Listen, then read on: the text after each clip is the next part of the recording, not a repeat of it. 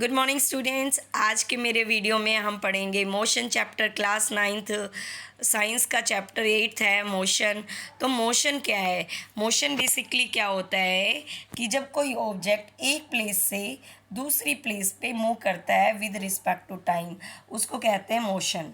जब आपकी position change हो रही है किसी रेफरेंस पॉइंट के रिस्पेक्ट में, कि मान लीजिए मैं यहाँ पे खड़ी हूँ और मैं देख रही हूँ आप यहाँ से इस पॉइंट तक जा रहे हैं, तो उस टाइम पे आप किस में हैं? आप मोशन में हैं। तो मोशन क्या है? मोशन है किसी भी बॉडी की पोजीशन में चेंज विद टाइम। टाइम के साथ में अगर कोई बॉडी उसकी पोजीशन, आपने जैसे एक बॉल फेंकी, तो जो बॉल फेंकी जितने टाइम तक वो बॉल मूव कर रही है तो वो किस में है? मोशन में है, क्योंकि उसकी टाइम के साथ में पोजीशन चेंज हो रही है। और ये कंसेप्ट जो है फिजिक्स में क्या है? फिजिक्स में मोशन को क्या बोलते हैं? Change in the position of a object with respect to time. Time के साथ में किसी ऑब्जेक्ट की पोजीशन में चेंज होना। तो मोशन जो है terms of displacement, distance, velocity, acceleration, time, speed, in different terms में हम बात करते हैं। जो मोशन की बात करते हैं तो इन डिफरेंट टर्म्स में बात करते हैं। इसलिए पहले हम क्या करेंगे, इसको वन बाय वन सारी टर्म्स को समझ लेंगे। जब आप सारी टर्म्स को समझ लेंगे तो उनके बीच में डिफरेंसेस और कैसे हम मोशन को वो कर रहे हैं, तो थोड़ा सा एक हम ओवरव्यू ले लेते हैं। Type of motion. Type of motion में रैंडम मोशन भी होता है।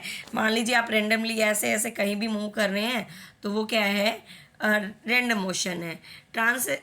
ट्रांसलेशनल मोशन में आता है, आप एक स्ट्रेट लाइन में मूव कर रहे हैं, या फिर आप स्ट्रेट लाइन में कुछ टाइम के लिए मूव कर रहे हैं, आप रोड पे जा रहे हैं, तो वो क्या है?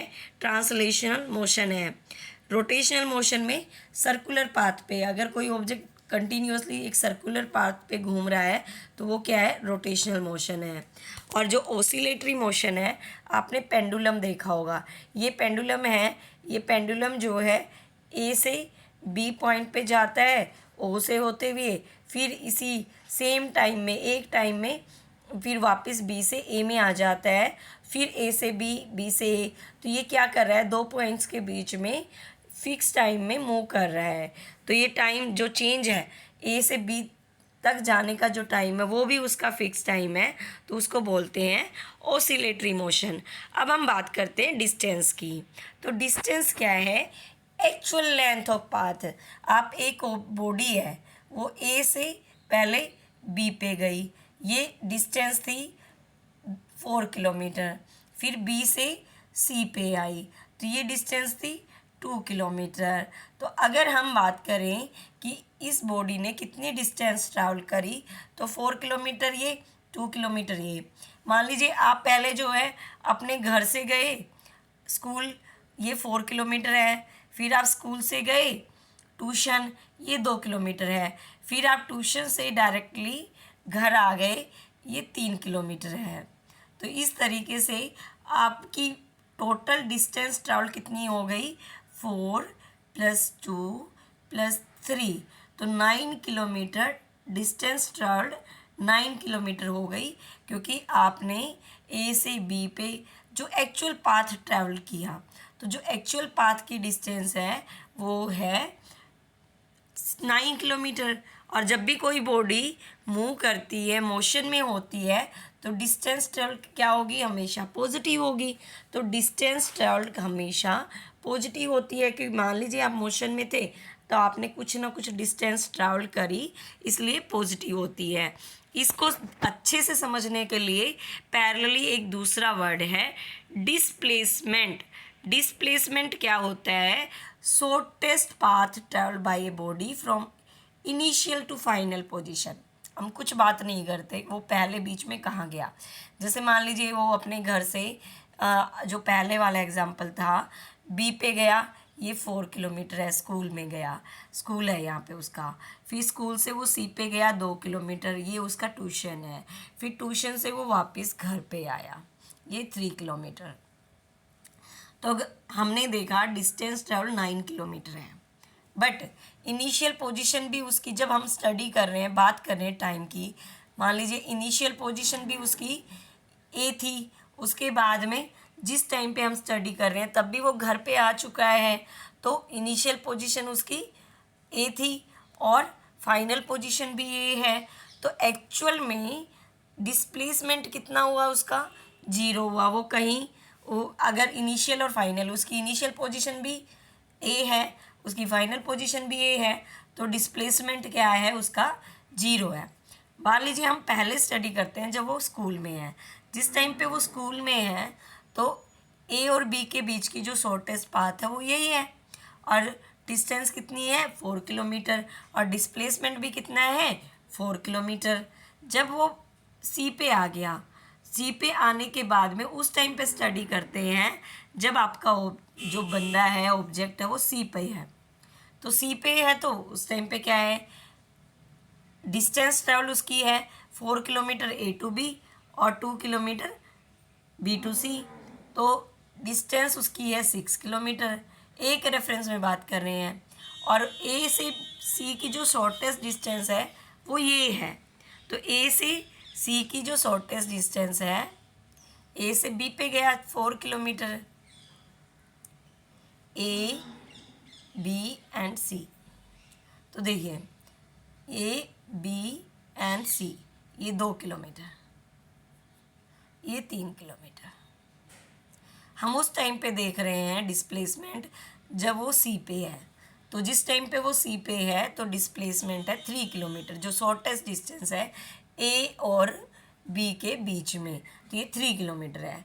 बट अगर डिस्टेंस ट्रेवल देख रहे हैं उसी टाइम पे, तो इनिशियल पोजीशन से पहले वो 4 किलोमीटर बी गया, फिर बी से 2 किलोमीटर, तो डिस्टेंस ट्रेवल 6 किलोमीटर है और डिस्प्लेसमेंट 3 किलोमीटर है। तो ये है, तो डिस्प्लेसमेंट जो है इनिशियल और फाइनल पोजीशन के बीच की डिस्टेंस होती है। और डिस्प्लेसमेंट, मज़ेदार बात है, 0 भी हो सकता है, ये नेगेटिव भी हो सकता है। अब जी नेगेटिव कैसे हो सकता है, नेगेटिव इस तरीके से हो सकता है, मान लीजिए वो ए पर है, ए से वो बी पर गया और फिर बी से वो सी पर आया और सी से फिर ए और इस डायरेक्शन में चला गया। हम डायरेक्शन भी, क्योंकि डिस्प्लेसमेंट क्या है, डिस्प्लेसमेंट एक में डायरेक्शन भी होती है। हम ये बात कर रहे हैं कि इस डायरेक्शन के रिस्पेक्ट में कितना उसका डिस्प्लेसमेंट हुआ है, तो वो तो अपोजिट डायरेक्शन में ही चला गया, वो इधर चला गया है। तो अपोजिट डायरेक्शन में हुआ है तो उसका डिस्प्लेसमेंट कितना है, वो माइनस में है। मान लीजिए वो 1 किलोमीटर इधर चला गया है, तो वो 1 किलोमीटर माइनस 1 किलोमीटर उसका डिस्प्लेसमेंट है। पर डिस्टेंस ट्रैवल्ड तब भी कितनी होगी, 1 किलोमीटर होगी। अब हम बात करते हैं स्पीड की। अब देखिए क्या होता है, कभी मान लीजिए आप जा रहे हो, आपको कहीं जाना है, आपने जल्दी जल्दी आपके दोस्त के पास पहुंचना है, तो आप खूब तेज़ दौड़ रहे हो, फिर आपको ये लगता है कि भाई अब मैं थक गया हूँ, फिर आप थोड़ा स्लो हो जाते हो। आप एक ही यूनिफॉर्म स्पीड से, आप सेम स्पीड से तो दौड़ नहीं पाते हो ना, फिर आपको थोड़ा सा स्लो होने के बाद में फिर से आपकी एनर्जी आ जाती है, फिर आप थोड़ी तेज़ स्पीड कर लेते हो। तो ये ए और बी के बीच में जो 4 किलोमीटर की डिस्टेंस थी, मान लीजिए ये 4 किलोमीटर की डिस्टेंस आपने ट्रैवल की 2 आवर्स में, 2 घंटे में, या 2 घंटे में आप यहाँ पहुँचे। कभी आप रुक भी गए, यहाँ पे मान लो रुक गए, तो ये आपने यहाँ से यहाँ तक 2 घंटे में डिस्टेंस ट्रैवल करी। तो आपका डिस्टेंस कितनी थी, 4 किलोमीटर, और टाइम कितना था, 2 घंटे। तो इसीलिए ये समझने के लिए कि भाई आपकी एवरेज स्पीड जैसे कितनी थी, अगर एक हो सकता है ए से बी 1 घंटे में ही पहुंच गया, 4 किलोमीटर 1 घंटे में ही पहुंच गया, कोई 20 मिनट में ही पहुंच गया क्योंकि वो अपनी गाड़ी से गया था। कोई हो सकता है मतलब जो है 35 मिनट्स में पहुंचा। तो सबकी क्या है, स्पीड डिफरेंट। उस वर्ड को हम क्या कहते हैं, speed. Distance travelled in A given time, कितने गिवन टाइम में आपने डिस्टेंस जो ट्रैवल की है, यूनिट टाइम में मान लो, तो यूनिट टाइम पर सेकंड, 1 सेकंड में, या पर आवर, 1 आवर में कितनी डिस्टेंस ट्रैवल की है, उसको क्या बोलते हैं, स्पीड। तो इन चीज़ों की डिस्टेंस, डिस्प्लेसमेंट, स्पीड, इनकी एक यूनिट होती है स्टैंडर्ड यूनिट, SI यूनिट बोलते हैं। क्योंकि देखिए मान लीजिए आप यहाँ इंडिया में हो, आप बता रहे हो टाइम आवर्स में, कोई दूसरे कंट्री का टाइम बता रहा है सेकंड्स में, तो उससे तो क्या होगा, कंपैरिजन में बड़ी दिक्कत होगी। तो हमने बोला कि सब जो है अगर एक ही टाइम में नोट करेंगे तो उसको बोलेंगे स्टैंडर्ड यूनिट्स। तो जैसे टाइम की जो स्टैंडर्ड यूनिट है वो सेकंड है, और डिस्टेंस की जो स्टैंडर्ड यूनिट है वो मीटर है। तो मीटर पर सेकंड अगर हम मेज़र कर रहे हैं तो वो स्टैंडर्ड यूनिट है स्पीड की। कि मान लीजिए 4 किलोमीटर 4,000 मीटर हो गया, 4,000 मीटर, और अगर आपने टाइम में ट्रैवल किया उसको 40 मिनट सेकंड्स में, तो 40 सेकंड्स, तो देखिए ये क्या हो गई, उसकी स्पीड 100 मीटर पर सेकंड, बहुत स्पीड से मूव कर रहा है। अब देखिए आप कंपेयर भी कर सकते हैं स्पीड। मान लीजिए एक ऑब्जेक्ट है, उसकी स्पीड है 10 मीटर पर सेकंड। क्या फ़ायदा है स्पीड का कि एक ऑब्जेक्ट की स्पीड दे रखी है 10 मीटर पर सेकंड, एक की ऑब्जेक्ट की स्पीड दे रखी है 2 मीटर पर सेकंड। तो आपको दोनों से क्या समझ में आ रहा है कि जो पहला वाला ऑब्जेक्ट है वो 5 टाइम्स स्पीड से मूव कर रहा है as compare to second object के। तो सेम टाइम में डिस्टेंस कौन ज़्यादा ट्रैवल करेगा, जो फर्स्ट ऑब्जेक्ट है वो डिस्टेंस ज़्यादा ट्रैवल करेगा एक गिवन टाइम में। अब बात आती है वेलोसिटी की। जो डिफरेंस डिस्टेंस और डिस्प्लेसमेंट में था वही डिफरेंस जो है वेलोसिटी और स्पीड में है। जैसे डिस्टेंस ट्रैवल्ड बाय पर यूनिट टाइम क्या था हमारा, स्पीड था, ऐसे ही वेलोसिटी क्या है, डिस्प्लेसमेंट पर यूनिट टाइम। वेलोसिटी डिस्प्लेसमेंट पर यूनिट टाइम है। मान लीजिए आप अपने घर से गए स्कूल, फिर स्कूल से वापस घर आ गए, तो आपका डिस्प्लेसमेंट क्या हुआ, 0 हुआ, तो वेलोसिटी भी क्या होगी, 0 होगी। तो वेलोसिटी जो है इनिशियल और फाइनल पोजीशन के कितने टाइम में आप मूव किए वो होता है velocity, time taken to move from initial position to final position. तो displacement divided by time taken is velocity. क्योंकि आपका जो डिस्प्लेसमेंट है वो 0 भी हो सकता है, वो नेगेटिव भी हो सकता है, तो वेलोसिटी भी 0 भी हो सकती है, नेगेटिव भी हो सकती है। बट स्पीड कभी भी, अगर कोई मोशन में हुआ तो उसकी स्पीड, मोशन में कोई ऑब्जेक्ट है तो उसकी स्पीड 0 नहीं होगी। अगर उसने कोई डिस्टेंस ट्रैवल की है तो उसकी स्पीड 0 नहीं होगी, क्योंकि स्पीड क्या है, डिस्टेंस ट्रैवल्ड पर यूनिट टाइम। तो इसको कैसे दिखा सकते हैं, d/t।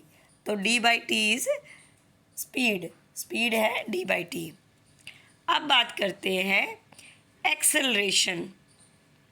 देखिए जब गाड़ी चल रही होती है, कार चल रही होती है, तो अचानक से हम बोलते हैं एक्सेलरेट कर लो, स्पीड बढ़ा लो, एक्सेलरेटर पे पैर रखा, स्पीड बढ़ गई। फिर उसके बाद में फिर मतलब वो क्या है, एक्सेलरेशन का मतलब है change in velocity with respect to time.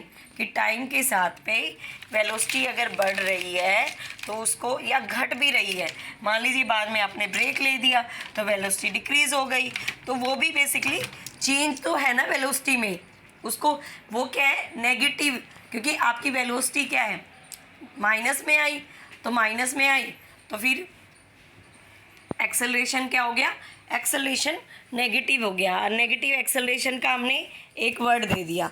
तो एक्सेलरेशन क्या है, change in velocity of a body per unit time.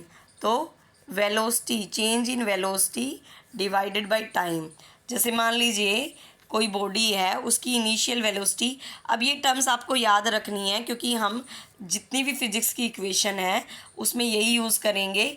Initial velocity को डिनोट करते हैं, इनिशियल वेलोसिटी को डिनोट करते हैं यू से। तो इनिशियल वेलोसिटी को किससे डिनोट करते हैं, यू से डिनोट करते हैं इनिशियल वेलोसिटी। और फाइनल वेलोसिटी को किससे डिनोट करते हैं, वी से डिनोट करते हैं। और एक्सेलरेशन को ए से डिनोट करते हैं। तो ये जो एक्सेलरेशन है, ये एक्सेलरेशन क्या हो गया, v - u divided by T. जो गिवन टाइम है उस गिवन टाइम में फाइनल वेलोसिटी और इनिशियल वेलोसिटी का डिफरेंस, और उससे टाइम से आप डिवाइड कर देंगे तो क्या आ जाएगा, आपका एक्सेलरेशन आ जाएगा। और एक्सेलरेशन की स्टैंडर्ड यूनिट जो है एसआई यूनिट, देखिए वेलोसिटी की मीटर पर सेकंड है, तो मीटर पर second and divided by second. आपको वेलोसिटी की स्टैंडर्ड यूनिट पता है या फिर आपको डिस्टेंस और टाइम की पता है तो आप वेलोसिटी की और एक्सेलरेशन की निकाल सकते हैं। क्योंकि मान लीजिए आपको डिस्प्लेसमेंट की यूनिट पता है, डिस्प्लेसमेंट की स्टैंडर्ड यूनिट मीटर है, टाइम की सेकंड है, तो उस वेलोसिटी की क्या हो गई, वेलोसिटी की हो गई मीटर पर सेकंड। अब आपको वेलोसिटी की पता है स्टैंडर्ड यूनिट, वेलोसिटी की स्टैंडर्ड यूनिट है मीटर पर सेकंड, और एक्सेलरेशन क्या आ रहा है, velocity divided by change in time, change in velocity divided by time. तो ये क्या हो गया, मीटर पर सेकंड स्क्वायर, क्योंकि टाइम पे 2 बार डिवाइड हो रही है तो इसकी यूनिट क्या हो गई, मीटर पर सेकंड स्क्वायर यूनिट है, एसआई यूनिट है एक्सेलरेशन की। तो आपने अभी पढ़ाई मीटर पर सेकंड स्क्वायर, ऊपर लिखेंगे तो ये एक्सपोनेंट्स के रूल से ये 2 है ना, ये -2 हो जाएगा ऊपर लेके आओगे तो मीटर और सेकंड की पावर -2, ऐसे हम डिनोट कर सकते हैं एक्सेलरेशन की स्टैंडर्ड यूनिट। तो देखिए ये चीज़ अभी तक हमने जो है जो मेन टर्म्स है मोशन में यूज़ होंगे वो स्टडी कर लिए हैं। आगे सेकंड पार्ट में हम इस चैप्टर को कवर करेंगे।